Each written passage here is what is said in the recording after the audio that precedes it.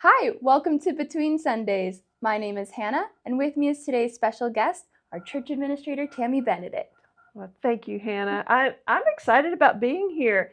This podcast idea was a great idea what you guys came up with. I mean, you and Camden, and I'm glad that I get to share this time with you. We're so glad you're here. Great, It's exciting. All right, so let's get started. Tammy, we're celebrating 50 years at Deermeadows.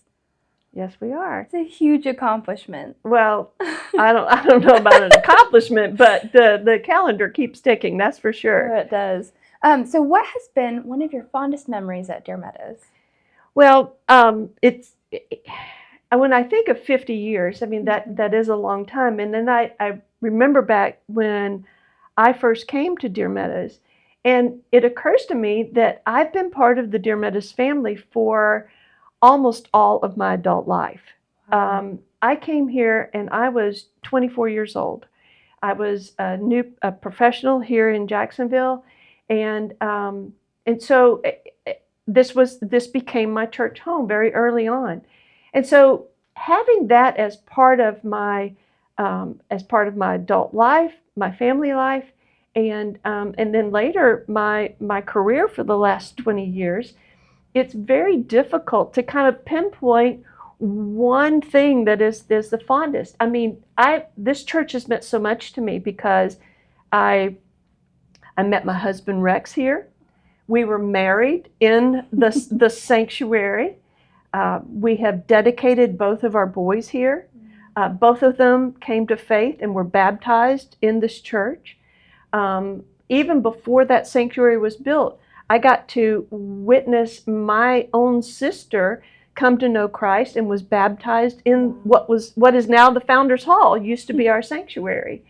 And so it has meant so much to the fabric of my family that it's just hard to pick out a moment. And then when I think about all the fun things that we did, the craziness of countless pies in the face and water drenchings and just the antics of Vacation Bible School worship rallies, children's messages that I've shared, even with Camden, who sat down at those stairs for children's messages. And then now with the way that we see our church growing with the variety of people, the international people that we're reaching with our church, it's just a beautiful experience. So a fond memory, no, I don't have one because it's all such a part of who I am and my family. So oh, that's great. Yeah. Well, kind of going off of that, what are you most looking forward to? Wow. It's hard for me to these are hard questions. These are hard questions. Hard questions, right? So when I think about the future of Deermeadows and looking forward to, I am really looking forward to next year when we do actually celebrate the 50th anniversary of our church. I think it's going to be a fantastic experience remembering our legacy, how we got started, what Deermeadows has grown into, how we can celebrate, how we minister to our community, all the families that have, we've got families in this church with 4 and 5 generations. Wow. And so it's going to be an amazing celebration. But I think what's equally exciting about that is turning and looking toward the future and the opportunity that we're going to have to really dream about where God is leading this church and celebrate that along with it. So I think that's just it's a lot of excitement. I can tell you're very excited. I know I am. It. Let's go. That's great. Well, moving forward a little bit, we've been working with a worship center vision team and a design firm to discuss some really big changes here at Deermeadows. Right. So can you tell us a little bit about what this means for us and our church campus? Yeah, would love to, because that's one of the things I'm really excited about. The Worship Center Vision Team was set out to really begin to define a scope for how we might just update or remodel the sanctuary. That worship center is over 30 years old, and like in our own homes, if we own a home, it's not likely that we have the same carpet or the same furniture or the same fixtures in our own homes that are 30 years old.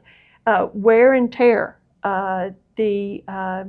So if you step back and look at the pews that we're sitting on, look at the carpet, you'll see the 30 years of love and age that are on those things. It's time for an update. Right. So the Worship Center Vision Team set out to say, okay, what does the sanctuary really need to look like? What is this building's function? What is its purpose? And who is it reaching now? Who do we want to reach in the future?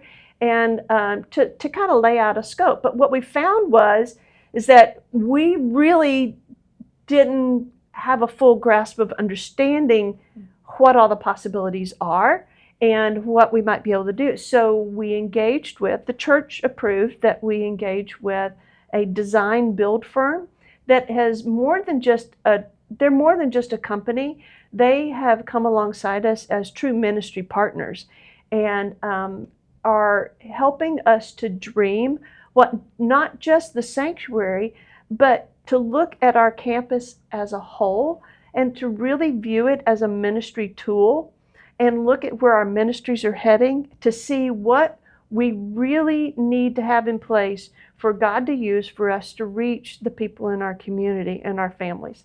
And so they are currently working on the plan. I understand that they actually have our project out on their work tables now. And we're really excited to see some of the concepts, maybe within the next few weeks, of what they think are, in all their work with us so far, what they really think might be a direction that we'll head. And of course, the vision team will evaluate those and then come up with some recommendations that will come before the church before any decisions would be made. But we're just so eager, like, can you just give us a little peek as to what's coming up? So that's kind of the work we're doing right now with that. That's awesome. We're so excited. We can't wait. Mm-hmm. I can't specifically. I'm also on the team, so it's been really fun. I get to see the behind the scenes. So great. So overall, what is your vision or kind of your hope for Deermeadows? The staff has really been working over the past several months on kind of that very question. And some of the things that we're beginning to see is the need to reach the people right here. Pastor Larry sometimes says, within the shadow of our steeple. He refers to often those in the great city of Jacksonville. And we're really seeing a need that to reach the people that are right here around us. And what are some of the things that we can do to do that? We did discover in some of the things that we've been talking about that we believe, that we may be the only Baptist church that's associated with First Coast Churches that is in the 32256 zip code. Wow. So that really helps to define a real mission field for us. We know that right around us, there are young families, there are immigrants, we have a very diverse socioeconomic diversity just within this zip code. And it's really exciting to think about how can we reach these people right here. Mm-hmm. And so I think that as we go forward, we'll see ourselves align with more partnerships. Right now we're working, we've got some projects with Atlantic Coast High School. We're a rest stop for our Jacksonville Sheriff's officers who come here and use our campus. We feed the hungry who came to our doors right through our food pantry.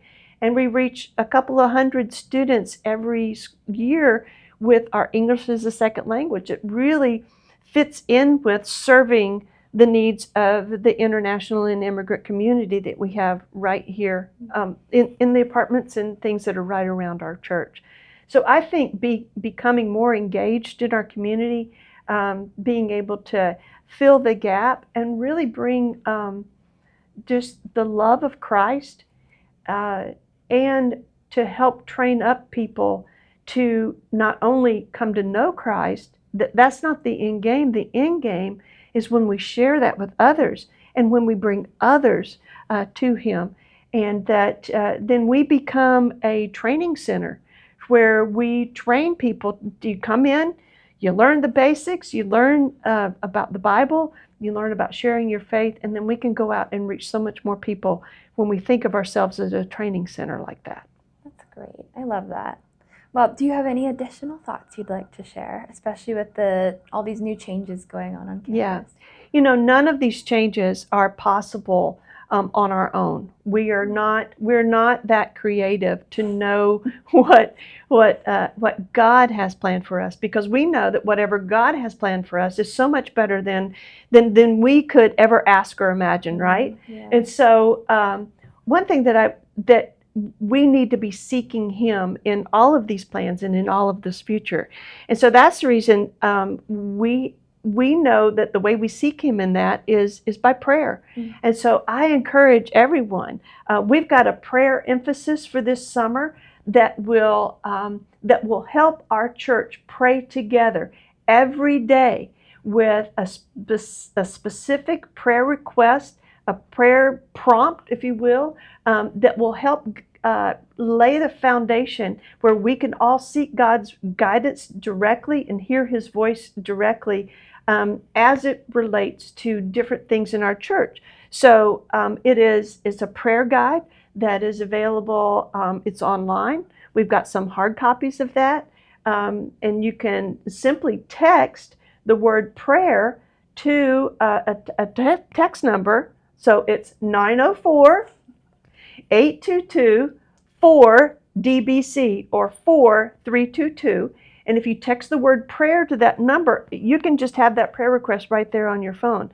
So it's all 7 days of the week. It's a different prayer emphasis each day. But I really think there's a lot of power in us praying together and seeking God's wisdom and His guidance and listening to Him as He guides us into this exciting future that we have at Deermeadows. That's perfect. Well, and if you want to participate in the prayer guide, we'll make sure we leave a link in the description box below. Yes, great. Thank you. Yeah, thank you for that. Good. Well, Good. Thank you for joining us today, and we're so glad you've tuned in to Between Sundays. Yeah. If you like this episode, make sure that you like and subscribe to our YouTube channel, and we want to hear from you. So if you have any questions, send them to us at questions@deermeadows.org. Until next time, bye. Bye-bye.